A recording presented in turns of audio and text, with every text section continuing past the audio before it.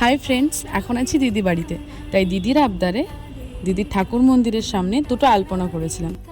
দিদি আলপনাগুলো করতে বলার সময় নিজে খুব অবাক হয়েছিল, কারণ রং তুলি সবসময় সঙ্গে থাকবে এরকমটা হয় না। তবে আমার রং তুলি আমার সবসময় সঙ্গী, তাই যেখানেই যাই এগুলোকে সঙ্গে রাখি, কোথাও না কোথাও ঠিক কাজে লেগে যায়। আলপনাগুলো কেমন হয়েছে অবশ্যই জানাবে। দেখা হচ্ছে পরের ভিডিওতে। সবাই ভালো থাকবে, টাটা। কি যেন কি হয় যদি সে আমায় না খোঁজে।